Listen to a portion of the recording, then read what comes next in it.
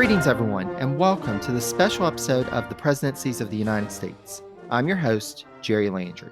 As this is an episode of our special series, A Seat at the Table, I'm joined by a fellow podcaster, and we are going to look at the life and career of a cabinet member. But first of all, let me introduce you to our guest. Our guest today is Jacob from the podcast on Germany.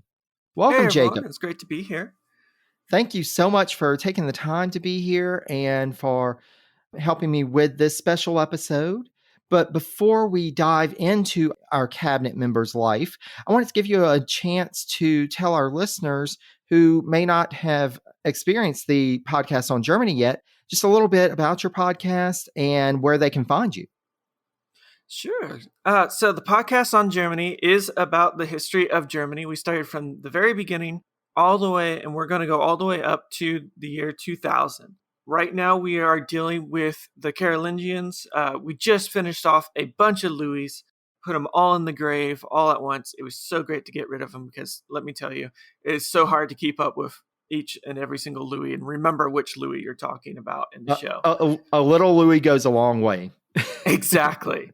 So we are going to be going through the entire history. It's going great so far. Hopefully we'll be into the thousands here before the end of the year.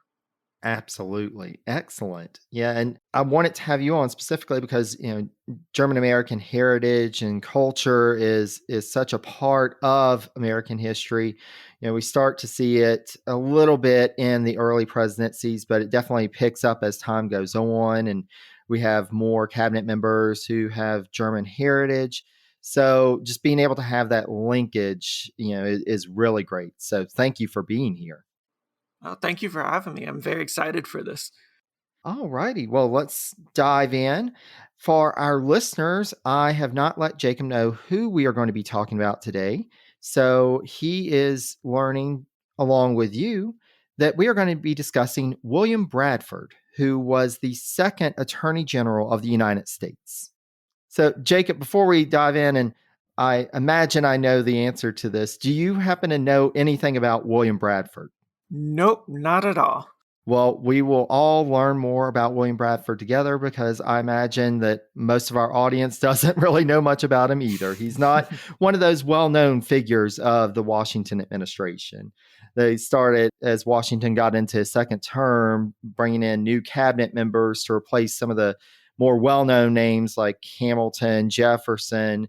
He replaced them with some folks that you haven't heard quite as much about. He started to have issues with trying to find people who would accept cabinet posts. But let's dive into the life of William Bradford and help to introduce you and our audience to him. So to get us started at the beginning, William Bradford was born on September 14th, 1755 in Philadelphia. Now, his early life can get a little complicated because, first of all, his father was also named William Bradford, and his grandfather was also named William Bradford. So have fun trying to sort out that family tree. But his father was a printer and a publisher of the Pennsylvania Journal, which was a newspaper that he started in 1742. This paper was actually a rival to the paper put out by Benjamin Franklin. And this was a family tradition because his grandfather was also an early printer in Philadelphia who established himself after immigrating over with his wife in 1685. So the family was very much involved in printing and publishing. Now, I haven't actually been able to find a name for our William Bradford's mother. Unfortunately, that is one of those things in history. We see it often with the early presidencies. There's more information available about the fathers and the mothers. And unfortunately, this is one case that we can't, That's very common. I haven't been able to put a name to his mother, but did want to acknowledge her. She had a role in this too. But his father became the official printer for the Continental Congress starting in 1774. And when the Revolutionary War began, the father, William Bradford, left his other son, Thomas, in charge of the press while he went to join the Pennsylvania militia. The elder William Bradford would fight in the Battle of Trenton and was wounded at the Battle of Princeton. Now, Thomas, so this is our William Bradford's brother, would continue with the family business, as would Thomas's son. So here we have, going on four generations of folks who are involved in printing. But our William Bradford would go a little in a bit of a different direction in terms of his career trajectory. So our William Bradford was educated at the Academy of Philadelphia before going on to Princeton University. Now, at Princeton, and at this point it was known as the College of New Jersey, he actually made friends with James Madison, who is a name that you've probably heard Oh, of. yes, most definitely. So William Bradford graduated in 1772 and he returned to Philadelphia. But rather than going into printing like his father and his grandfather, he actually read law with Edward Shippen, who was a prominent lawyer. Shippen was also a member of the Pennsylvania Provincial Council, and he later went on to become Chief Justice of Pennsylvania. But as we've seen with other cabinet members that we've covered thus far in the series, Bradford's personal plans were interrupted by this little thing called the Revolutionary War. It always gets in the way. It always gets in the way, the best laid plans, and then you have the Revolutionary War. William Bradford, like his father, actually signed up and joined the Pennsylvania militia in 1776. He joined as a private. And later that year, when Daniel Roberdeau was made the first brigadier general in the state military, he actually chose Bradford as his aide. And Bradford was later promoted to brigade major on the headquarters staff. Then he went on to join the Continental Army when his term with the militia expired. And he was actually commissioned as a captain and became a company commander in the 11th Pennsylvania Regiment. So I mentioned that his father fought in the Battle of Trenton. Well, our William Bradford did as well. So father and son were fighting at the Battle of Trenton. Our William Bradford then earned a promotion to lieutenant colonel before becoming a deputy to the muster master general in April 1777. And try to say that 3 times fast. Muster major general. I know. When does he get to join the ketchup major general? I know, exactly. The mayonnaise master general is somewhere out there. Yeah. Oh, of course. But unfortunately, this promotion meant that Bradford was present for the infamous encampment at Valley Forge in the winter of 1777-1778. But Bradford made it through that, though later in 1778, he actually began to suffer from ill health to the point that he resigned his commission and returned home in early 1779. So that was the end of our William Bradford's experience in the Revolutionary War. At least he got to meet my favorite guy. Exactly. If he's at Valley Forge, he got to interact with Frederick Wilhelm von Steuben. Awesome exactly. Guy. Exactly. And well, do you want to tell us a little bit about Steuben? Sure. Steuben showed up, said that he was a general in the Prussian army. Complete lie. He had no rank. He wasn't a noble, but Washington was desperate enough, and he's like, you know what? Sure, go ahead, train my men, and that's what he'd do. He was kind of a peacock. He wanted to dress all European style and all that, and of course, everyone in Valley Forge is having this hard time just getting close to stay warm. And you see Friedrich walking around dressed like a peacock, and he never learned English, and so all of his instructions were in German, and so someone had to translate for him. So he'd tell him, like, form line.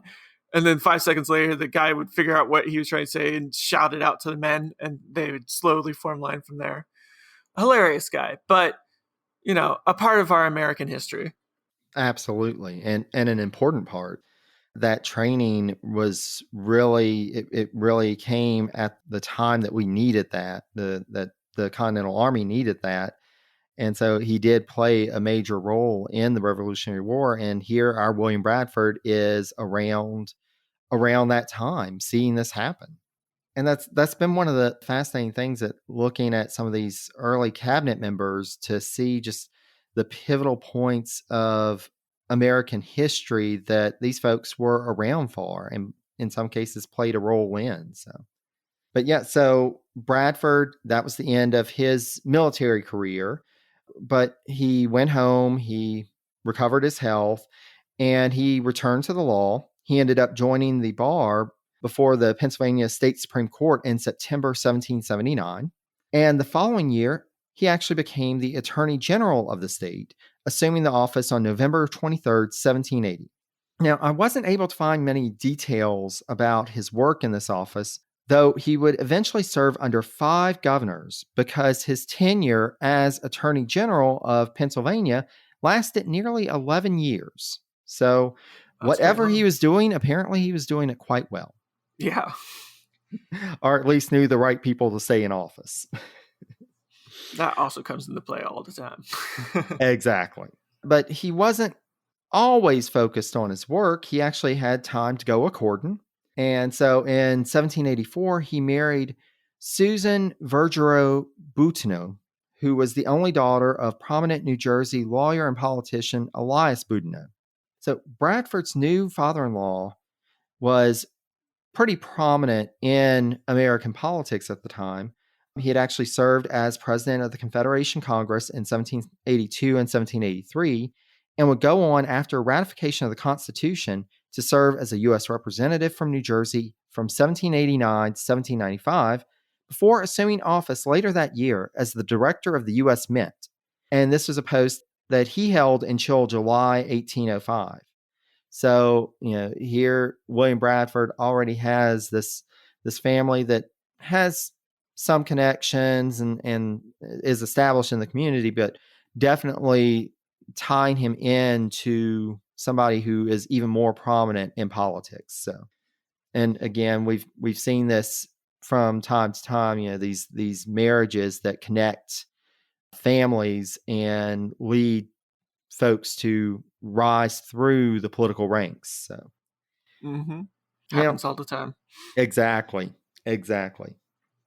Now, though it seems like William and Susan had, from all indications that I was able to find, it seems like theirs was a happy marriage. But despite that, it does not appear that they ever had children. So, that is something that we do have some cases of from time to time, but it is interesting, and it will come back into play later on in his life. So in 1785, Bradford was elected as a member of the American Philosophical Society, which was an organization which was originally founded in 1743 by Benjamin Franklin and others to promote knowledge in the humanities and sciences. The American Philosophical Society had many prominent members, which included George Washington, John Adams, Thomas Jefferson, James Madison, Alexander Hamilton, James McHenry, John Marshall, the Marquis de Lafayette. So this was a veritable who's who of American history in this one club. And so William Bradford was a part of it. Now, Bradford would notably argue as an attorney in the first recorded case put before the Supreme Court. So, after the Constitution was ratified, after the Supreme Court was organized, he was an attorney in the first recorded case that appeared before that court. It was the case of West versus Barnes in 1791. Now, unfortunately, Bradford's client did lose that case due to a procedural issue, but it doesn't seem like it was necessarily anything that Bradford did. But that is pretty notable. And again, here's this guy who is seeing so many important moments in American history, seeing these institutions come into fruition. Exactly, yeah. As I mentioned, he was Attorney General for the state of Pennsylvania for nearly 11 years, but this tenure would end when he was appointed to the Pennsylvania State Supreme Court in August 1791. Now, we do know a few more details about this period in his tenure. So during this tenure, Pennsylvania Governor Thomas Mifflin approached Bradford to ask for his assistance in coming up with a proposal to reduce the use of the death penalty in the state. His report, which was entitled An Inquiry How Far the Punishment of Death is Necessary in Pennsylvania, actually led to reforms of the state penal code, and the use of capital punishment in Pennsylvania was significantly reduced. This reform, besides just the impact on Pennsylvania, it actually served as an example for other states, which then made reforms in their states. So this is an important contribution that Bradford is making to his state and nationwide. I'm sure his his work on that is still being used today in court cases arguing against the death penalty.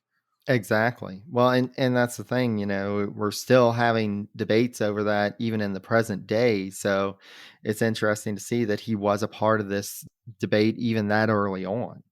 But his tenure in the state's highest court would end in early 1794 when George Washington asked him to become the second Attorney General. Hello, this is Gary Chahot welcoming you to check out the French History Podcast. Our main show covers the history of France from the first humans until present. If you liked Mike Duncan's The History of Rome and wanted a similar program covering the land of beauty, culture, and love, we are exactly that. We also host world-renowned scholars who have delivered guest episodes on their specialties, including 18th century pirates, revolutionary booksellers in 20th century Paris, the special friendship between the Marquis de Lafayette and Thomas Jefferson, and numerous others. Learn what you love and listen to the French History Podcast today.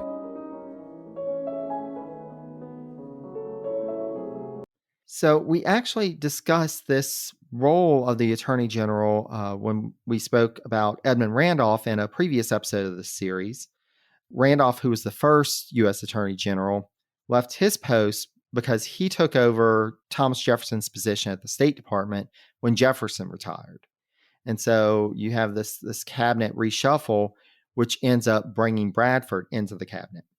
Now, Bradford's appointment was actually not viewed favorably by Democratic Republicans, as he, along with his father-in-law, were well-known staunch Federalists.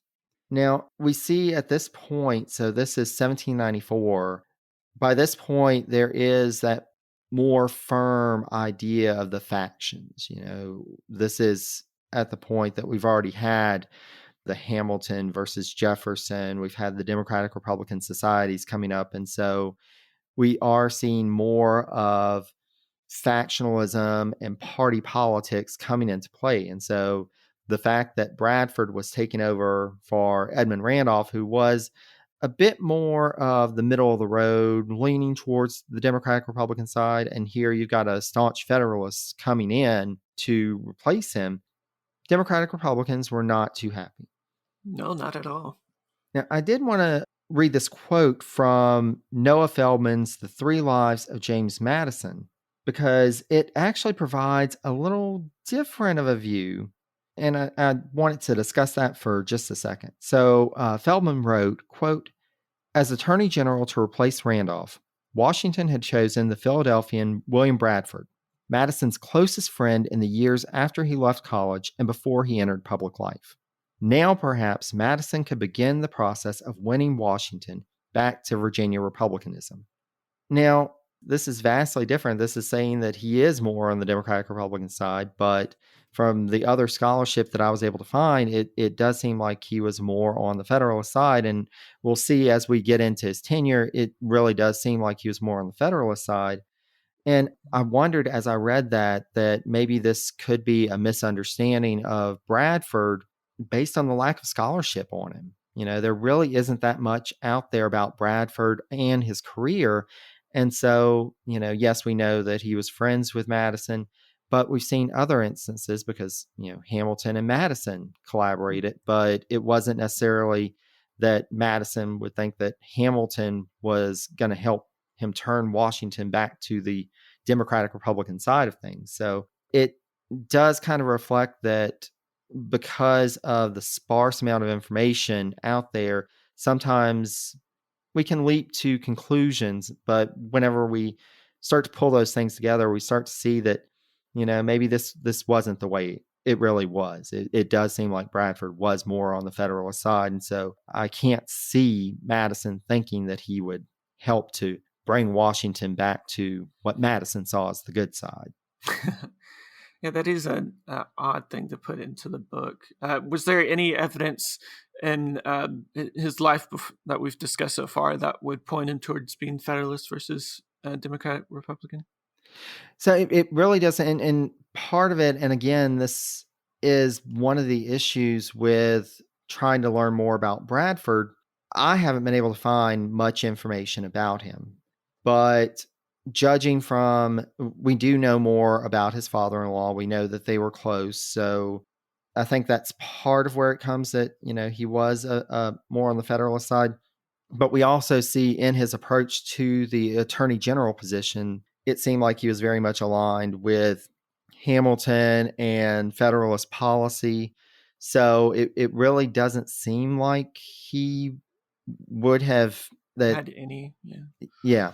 So, but again, I'm always up for, if anybody has any resources, if anybody knows anything about William Bradford, know of any resources to point me to, I would greatly appreciate that, because Bradford, actually, whenever I was doing the Washington series, was one of the figures that I was interested in and really want to know more about. So if anybody knows of anything, please feel free to send it my way.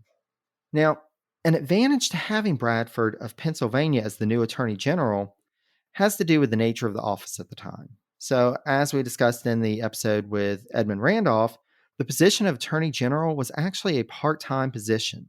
It was vastly different than what we think of the Attorney General position today. Yeah. Primarily because there was no Justice Department. So it was just the Attorney General. The Justice Department did not come around until the Grant administration. So Oh, wow. it's still a few decades in the future. The Attorney General didn't even communicate necessarily with district attorneys and federal marshals. That was all run through the State Department. But the Attorney General's primary roles at this time were to provide legal guidance and recommendations to the president and to the administration, as well as to argue cases before the Supreme Court that involved the federal government. Now, at this point, the Supreme Court was still getting going. There weren't as many cases rising up to that level, so there really wasn't much work for him to do in that regard. The only case that I was able to find that Bradford was involved in as Attorney General was the case of United States versus Scott, which was a case involving an invalid pension being given to a Revolutionary War veteran. But that's the only case that I was able to find that he was involved in during his tenure in the cabinet. And one of the things that really makes it convenient for Bradford of Pennsylvania to be Attorney General is that at this point, Philadelphia was the capital of the U.S. So that's where the federal government was based. And the Attorney General was basically expected, since it was a part-time position, since they got paid less than the other cabinet members, it was expected that the Attorney General would carry on their own private legal practice while being Attorney General. So if you had an Attorney General that was from further away, that would complicate matters, because they'd basically be shuffling back and forth between Philadelphia and wherever their home was to try and keep up that business. But it was convenient for Bradford to be right there. So that may have also played a role in Washington's decision to ask Bradford to join the cabinet.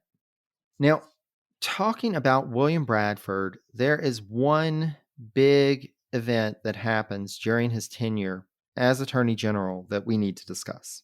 And that's a little thing called the Whiskey Rebellion. So everybody always loves the Whiskey Rebellion. I mean, how can you not?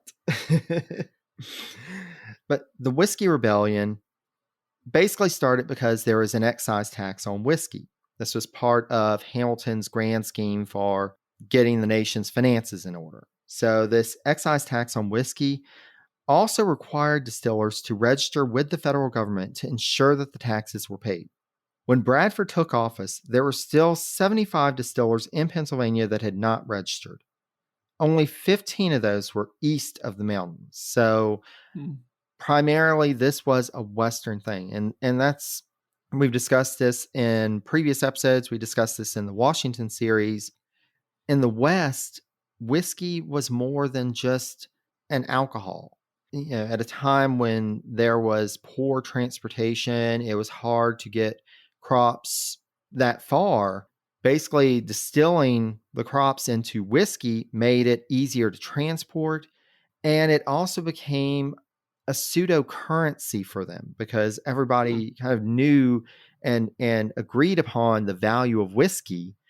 They didn't have as much hard specie. There wasn't paper money like we think of it today. There wasn't as much currency there. So it became a currency. It fulfilled that purpose. And so with the excise tax on whiskey, it really it hit the people in the West particularly hard. Yeah. Much more so than folks in the East. And so naturally they didn't like that and were rebelling against it. They were protesting. It did get to armed skirmishes. You had folks gathering. You had folks, proclaiming that they were going to defy the government. You had folks that thought that this was tyranny. And these are folks that the Revolutionary War is still very fresh in their minds. And they're like, we didn't accept this from George III. We're not going to accept it from George Washington either. So Bradford, when he came to office, that this was a big problem. There were still 75 distillers in Pennsylvania that had not registered. And so Bradford worked with the U.S. District Attorney, William Rawle, to serve summons to the distillers who had not registered. Either the distillers could register when they received the summons, and that was really what they wanted, or they would have to appear in court. Now, that seems like an easy thing. Well, nowadays we think of courts, for the most part, being convenient, not too far away.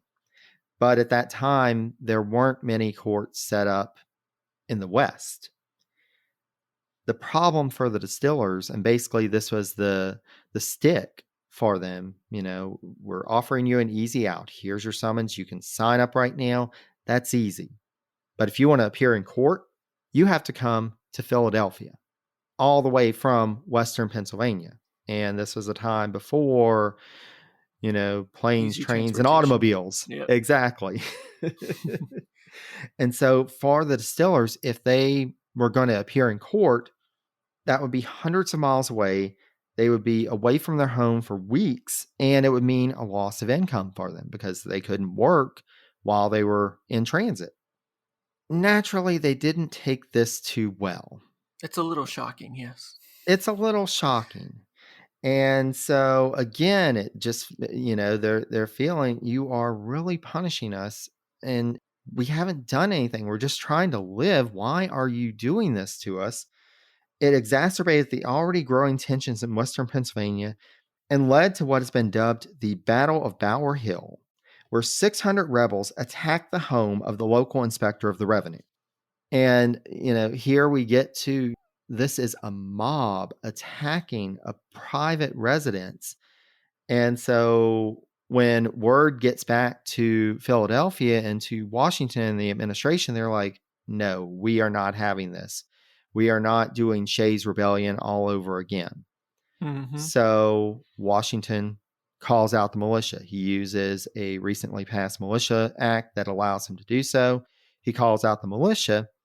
But while the militia is being called up, Washington and the administration launch one final negotiation effort with the rebels. Bradford supported this move, and he was actually named on August 6th as one of the 3 peace commissioners to travel to the West. So Bradford and his fellow commissioners leave Philadelphia. They travel west. Bradford, yes, he engages with the rebels in terms of the peace negotiations, but he actually has some other aims in mind while he's there. Really? Yes. Bradford used this opportunity to gather intelligence about the rebels and their state of readiness so that he could send it back to President Washington back in Philadelphia, and the administration could be better prepared for if they needed to march out the militia to kind of know what the situation was on the ground. So it wasn't just diplomacy, he was also intelligence gathering. Mm-hmm. He also got some of the rebel leaders to the side while they were meeting in Brownsville, Pennsylvania, and he started trying to play the more moderate leaders against their more extreme colleagues. So on top of diplomacy and intelligence gathering, he's also kind of stirring the pot and trying to sow some discord in the leadership. So again, trying to lay the groundwork. If they need to come in with the militia, it'll be easier to go ahead and quash this rebellion. So did he truly believe in negotiating with him, or was he just using that completely as a ruse? So from what I've read, he was skeptical. He was still open to the idea of negotiation, but he thought things had kind of gone Too far. too far to really be able to resolve this through negotiation. As noted by William Hoagland, who wrote a great book about the Whiskey Rebellion, quote, "The very turmoil of the Brownsville meeting signaled that William Bradford had achieved his goals with almost perfect success. What had been a disciplined, region-wide movement against government was fatally divided. Hmm. Moderates had been flushed out and exposed by the negotiations. They were vulnerable to violence, and a federal army was needed, if only to protect them." And so basically, Bradford, in sowing these seeds and engaging in this diplomacy, you had some leaders that are saying, maybe we have gone a little bit too far. Let's see what we can work out. And the more radical leaders are like, well, you're betraying our cause, and start turning against them. And so here you have a division in the ranks. You don't have this unified force anymore. And it also provides a pretext. Well, these folks in the area are threatened, so we need to get some forces in to protect them, as well as to shut this down. So naturally, the negotiations went nowhere, and Bradford went back to Philadelphia. Then the militia. This is one of those interesting points of the Washington presidency, because President Washington, as we discussed in the episode with Alexander Hamilton, Washington and Hamilton led the troops, led the militia out to Western Pennsylvania to take on the Whiskey Rebels. When they got there, again, we kind of discussed this in the Hamilton episode and in the Washington presidency series. When they got there, basically, folks started to realize, oh, there's an actual army coming to take us out.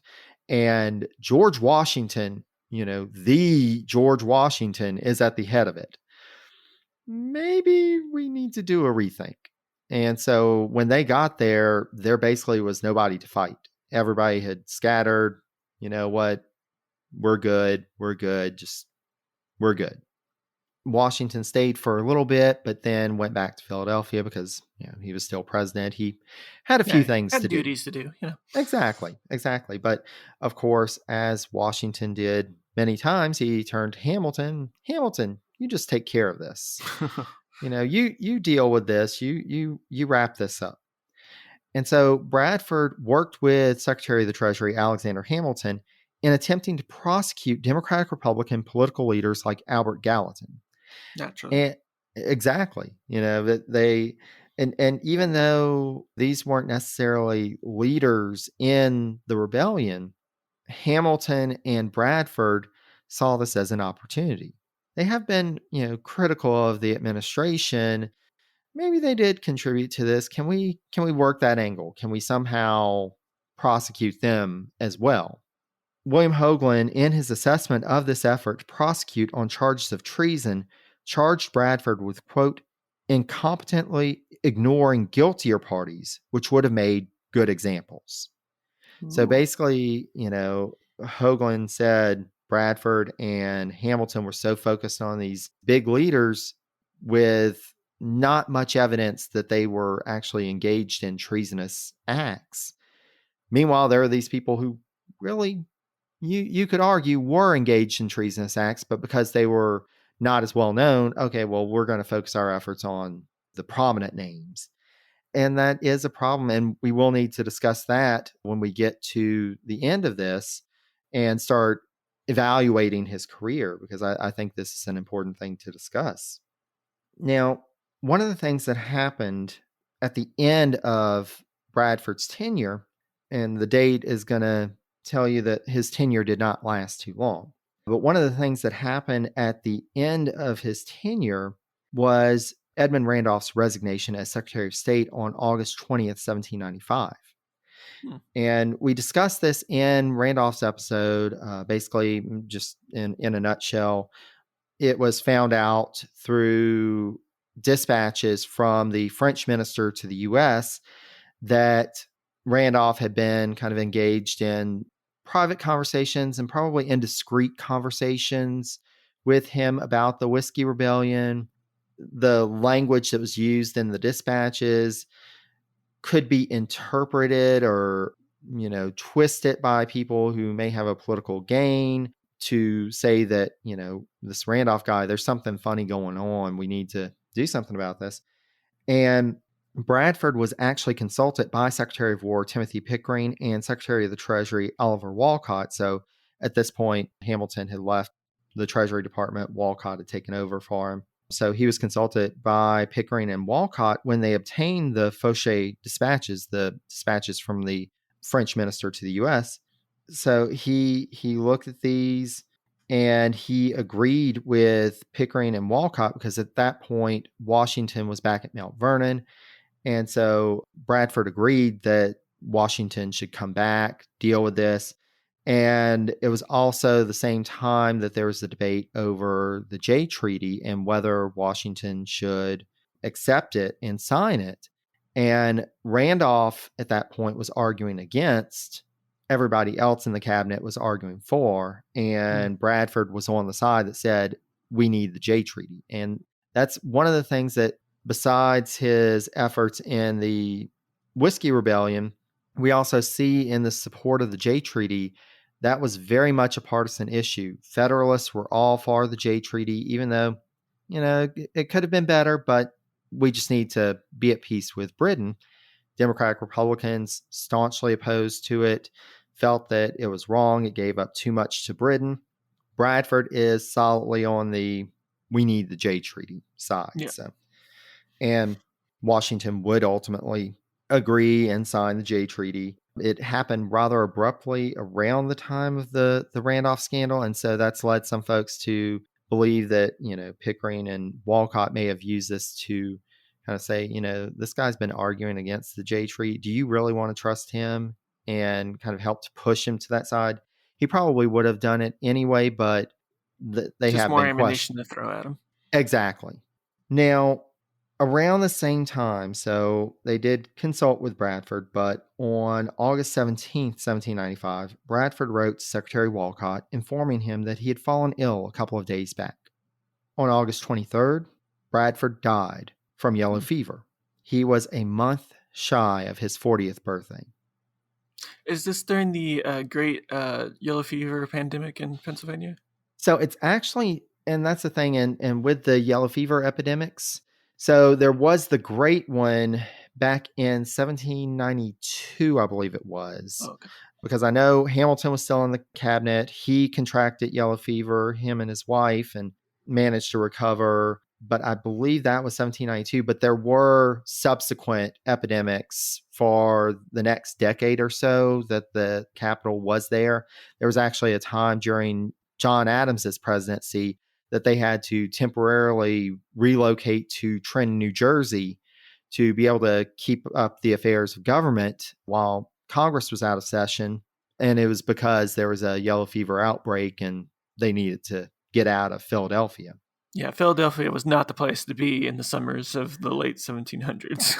No, it wasn't. And if you've been to Philadelphia during the summer, you understand why, and you're very thankful that we understand yellow fever and have many more tools to help us through the hot months of the summer. But unfortunately, William Bradford, even though he was still relatively young, even for that time, he didn't recover.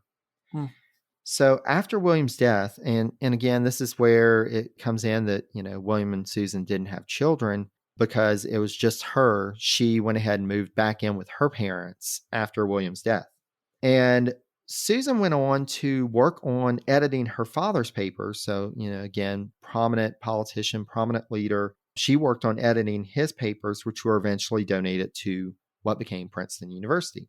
Her mother, Hannah, passed away in 1808, and her father lived on until 1821. So well after Bradford's death. And Susan died in 1854, so many decades after her husband passed away. She died at the age of 89 and is buried alongside her husband in the churchyard at St. Mary's Episcopal in Burlington, New Jersey. Bradford is also remembered through a cenotaph, or a monument, which was put up in his honor at his family's burial plot at Laurel Hill Cemetery in Philadelphia. And when a new county was being established in eastern Pennsylvania in 1810 from parts of two other counties, it was originally named Ontario County, but a couple of years later, it was renamed Bradford County after this William Bradford. And there is a separate city of Bradford in another county in western Pennsylvania, but it doesn't appear that it was named after this Bradford. And especially after the whole whiskey rebellion thing, I Be kind of don't think shocking. Yeah. I don't think they'd be naming cities after him. But that is the life of William Bradford. So, initial thoughts before we start examining his life and career? Yes, he seems to be always right underneath the big moves and the historical events happening in that time period, because I mean that's an important time period for America, and he's involved. He's not one of the leaders of the movements. He's just like he's part of the groups surrounding those leaders. It seems Exactly. like. And it's sad for him that his life got cut short, especially considering, I mean, his wife outdistanced him for 40 years at least. Yeah. So having his life cut short was rough for him, but he also seems to be very much a political man more than a man of his own conscience when he was ruling, or not ruling, but when he was in the cabinet. He was definitely more following the politics of his party than his own ideas. Absolutely. And I think that's a perfect segue to our first category, which is the whole picture. So this category looks at the overall career and character of the cabinet member. And when we get, we can each award up to 10 points in this category. But I think Jacob, you make some really good points there. He is very much involved. He's involved in the Revolutionary War. He's involved in Pennsylvania state government, politics, the bar, and he rises to the federal level. He becomes attorney general, and he plays a role in the Washington administration, but it does seem like it's more of a follower role. He's somebody that you can turn to and that can really help. That obviously Washington felt that he was trustworthy enough to send him as one of his three agents to Western Pennsylvania during the Whiskey Rebellion. But how much is he really leading things? And would that have changed had he lived longer? Would he have taken another role in the Washington administration? We have no way of knowing. Yeah, I agree. With his life cut short, especially considering how the Federalists will change over time, it would have been interesting to see where he would have ended up once we get the parties evolving into their new forms as time goes by. But yeah, overall, I'd argue, he is part of things, but he's never taken the leading role. He's never, we don't, I mean, as one historian shows in your research, we can't even be 100% sure about his politics all the time. Like that one guy was clearly saying that he was Democrat Republican when all the other sources are claiming he's Federalist. He's just, it's hard to get form an opinion around a man who's just always the follower and not the leader. Mm-hmm. Yeah, and I think that also gets to a point. There's so little written about him. There's so little research on him and his career. And while that, on the one hand, you want to say, oh well, maybe his papers. I haven't found where there were a collection of his papers somewhere, but hope maybe there are. and just scholars haven't dug into them yet. I would think that if they were there, somebody would have by now. But it also kind of speaks to, the lack of an impact that he had in his career. That there isn't more about him, that he isn't as well known or really studied during this time, that other figures are very well documented and researched and discussed. So, in terms of ranking him, what are your thoughts? I for the whole picture ranking, I would probably put him middle of the road. He's going to lose points because he's not a leader. His role in the Whiskey Rebellion does not bode well for his character, but he still is a part of he's still part of the cabinet. He still is being involved in things, and we can't take away from him his role in the death penalty, because that is probably the high mark of his life. Even though he probably wouldn't have considered it at the time, but for us, that is the most impact he has had and on American history, and that's something we can't take away from him. So I'd probably give him 6 points out of 10. And I'm going to go a little lower. I'm going to give him a 4. And it's mainly because I know with other cabinet members that are coming up that really have those impactful careers. And I think you make a great point. He definitely had an impact, and that portion with the death penalty is a great impact that isn't as well known or well discussed, but there wasn't really much to work with in terms of, what impact he had versus just kind of being there and doing what needed to be done, but really being more of a follower. Mm-hmm. And so now, kind of zooming in to his career in the cabinet, we get to our go-getter round. And this category looks at the impact of the cabinet member during their time in the cabinet. I would say straight off the bat, just with the name of the category, we can already say he is not getting many points in this one. He is not a go-getter in the cabinet.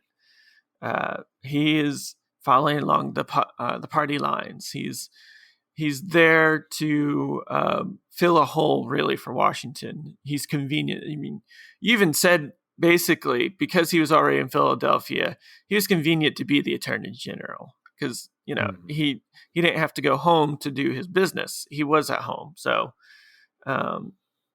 for me, just initially, he's going to get lower points in this category than the whole picture.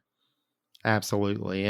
And part of it gets to the nature of the Attorney General position at the time, because it was this part-time position, because unlike the other cabinet members, he didn't necessarily have a department that he was in charge of.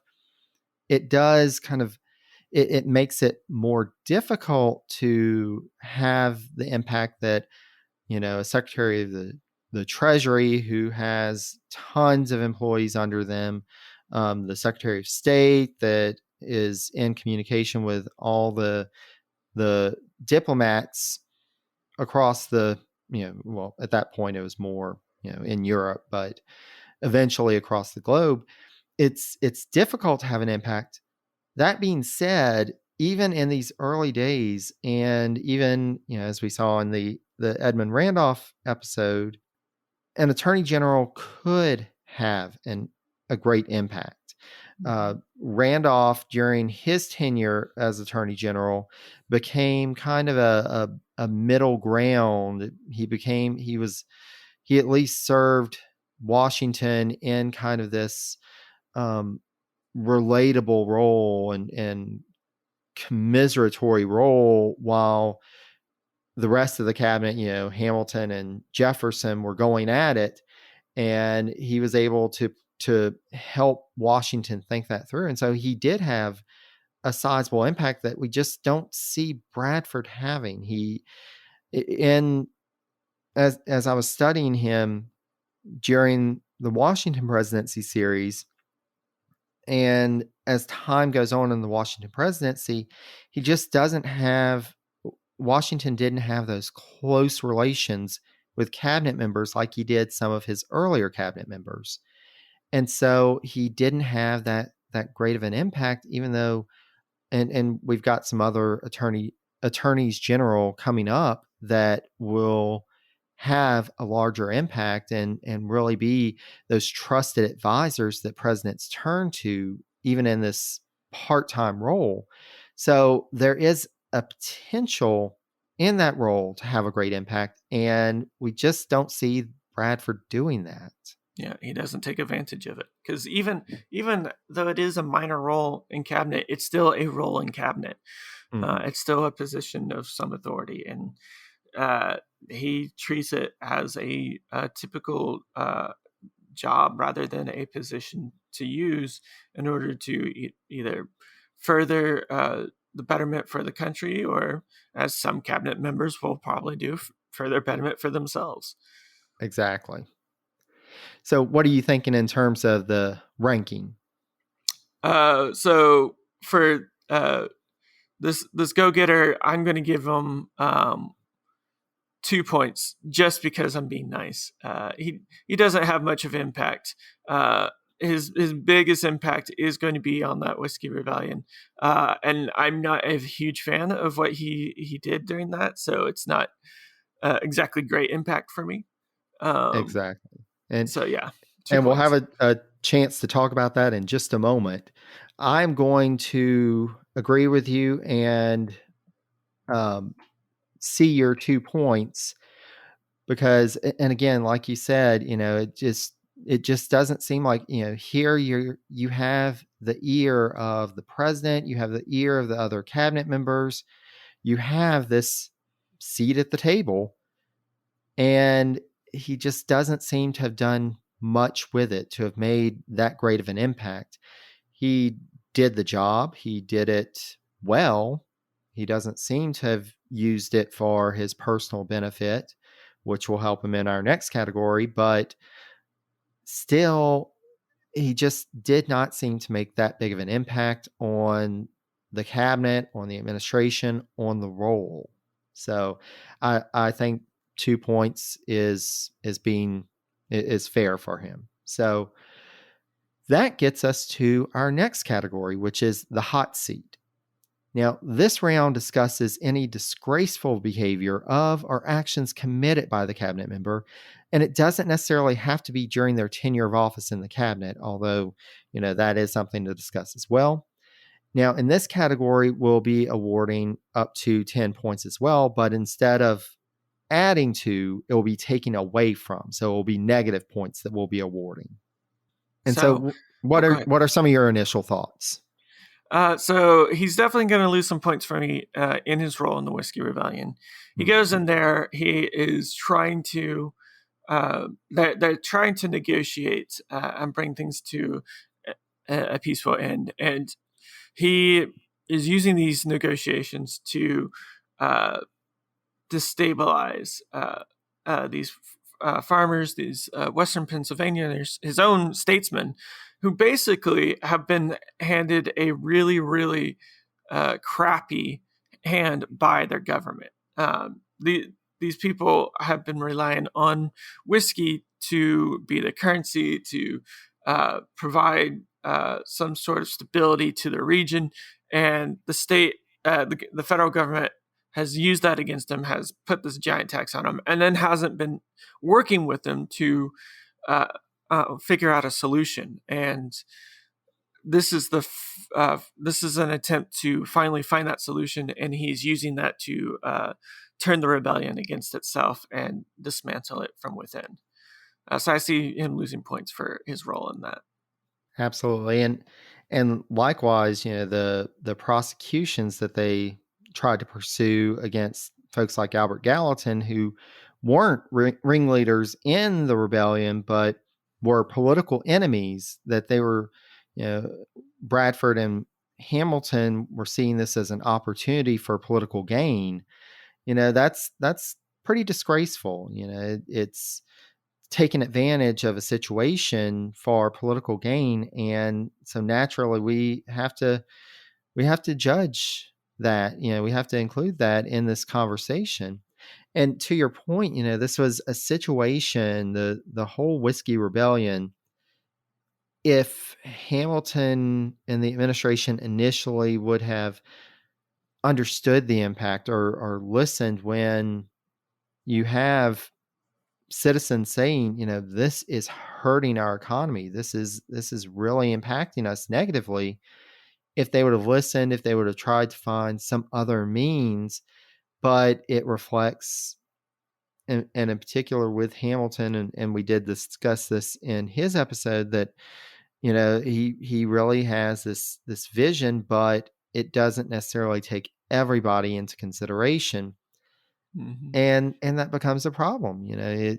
These were people just trying to live, and we'll see other instances of uprisings like this, similar things, just not really being mindful of the impacts, and then using whatever means necessary to quell these uprisings.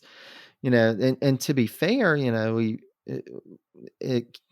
can't, the cabinet has a responsibility to help to ensure law and order, but we also have to ask ourselves, did this have to get to this point, and did the ends justify the means?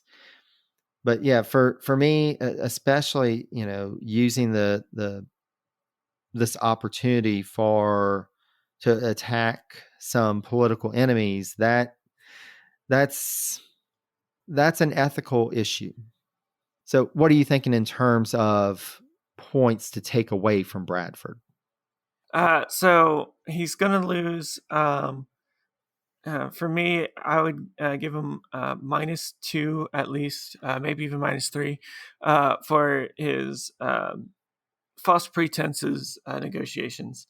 And then I give him an overall another -2 for his focus on politics and supporting the Federalists over doing what is right, focusing on the law and those who have broken it, rather than those that are targets for your party. And so I'd say overall he loses 5 points for me for his actions involving the political parties and the Whiskey Rebellion.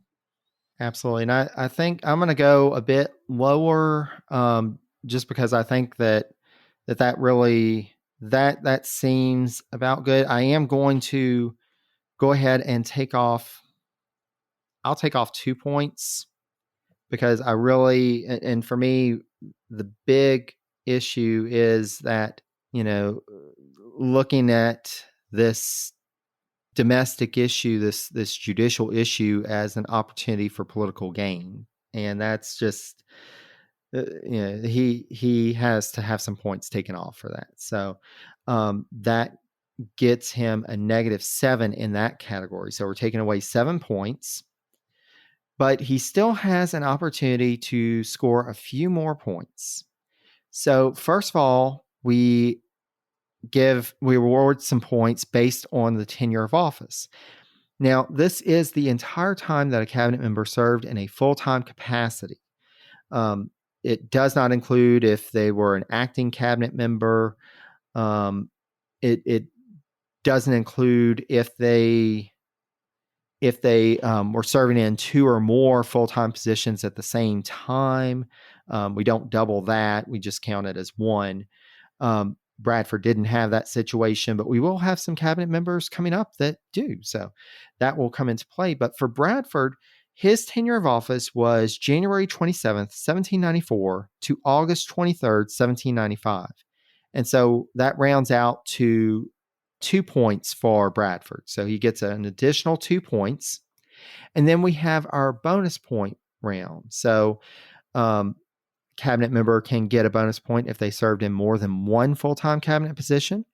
They can get a bonus point if the cabinet member served in more than one presidential administration as a full-time cabinet member, which it could be in the same role or a different role. And one bonus point could be awarded if the cabinet member became president.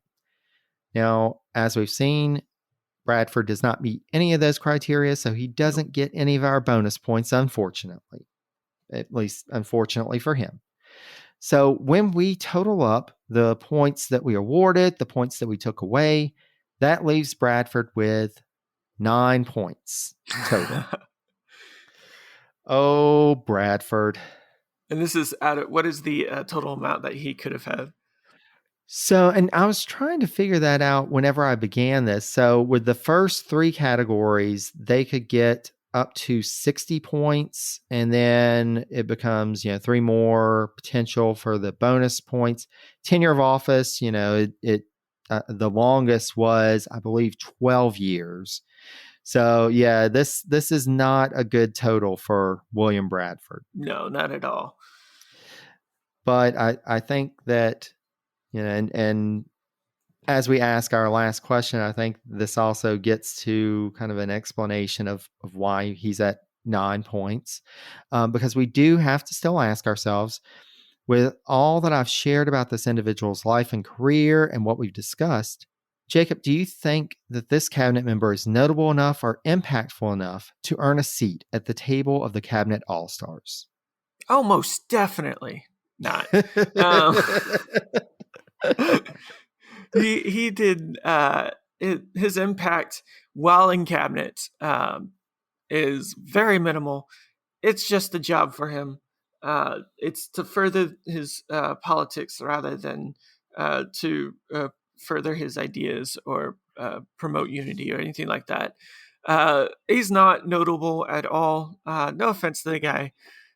He dies way too young to have made an impact later on after the establishment of this new government and all that. And his involvement in the early part of the government is so minuscule that he can't break out of the ranks.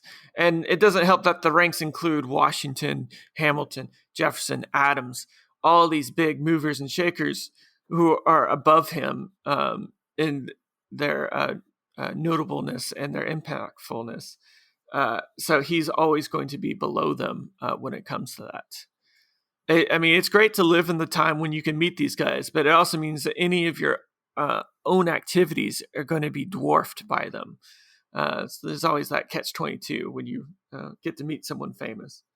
But even with that in mind, he's still, even if he lived during a time period where there's not much going on in American history that's people would instantly focus on, he still didn't do much that would make him stand out.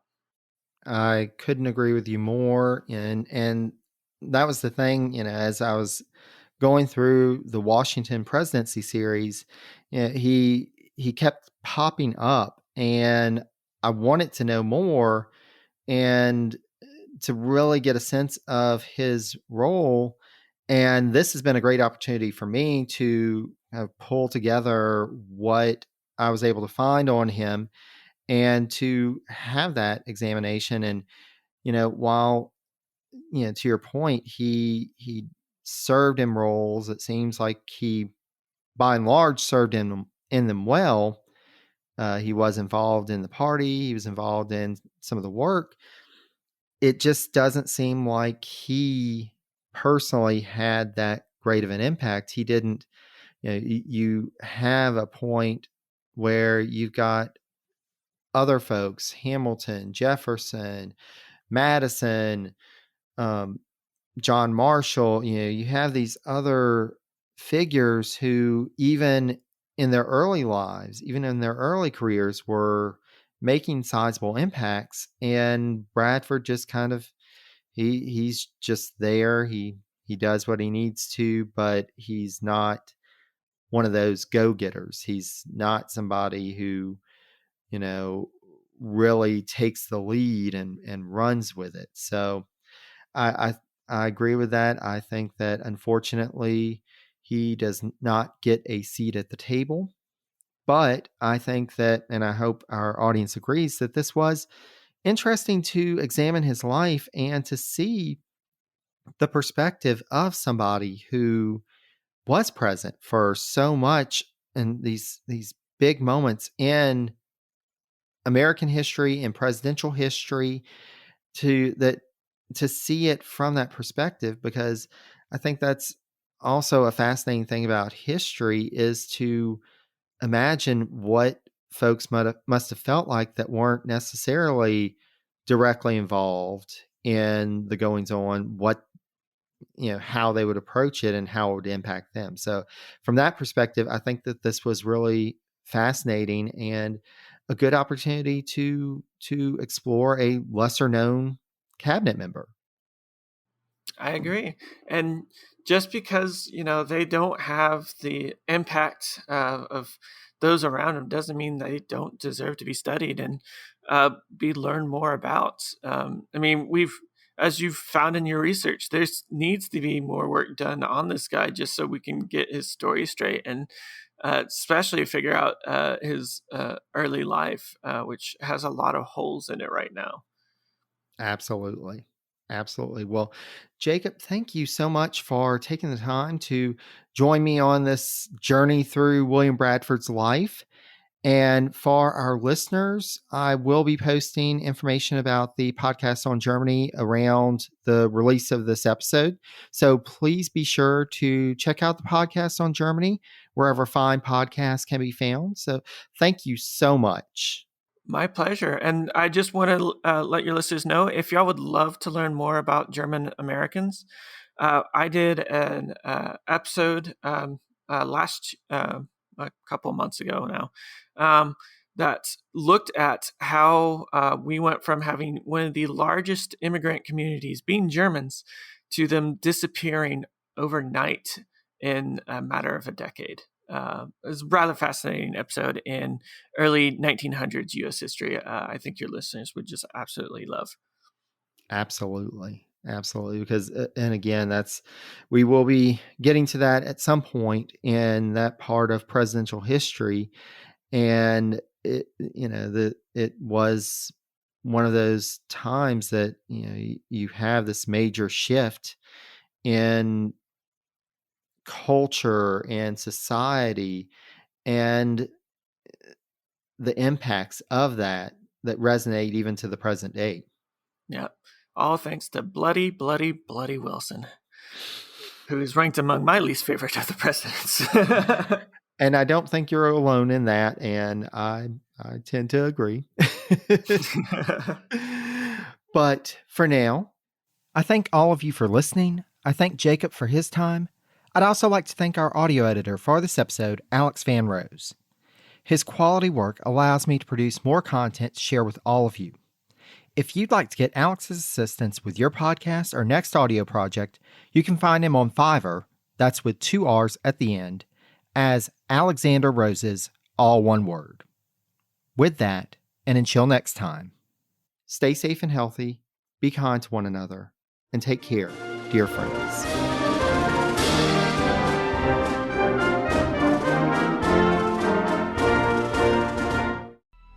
Coming up on 5 Minute News, I'm Anthony Davis. You might think it's partisan because maybe it's critical of one side or the other, but it's not, it's just the truth. And I think that's also something that's kind of unusual for Americans listening to the radio or to podcasts, because the news landscape in the States has been so partisan for so many decades. So 5 Minute News is verified, truthful, independent, unbiased, and essential world news daily.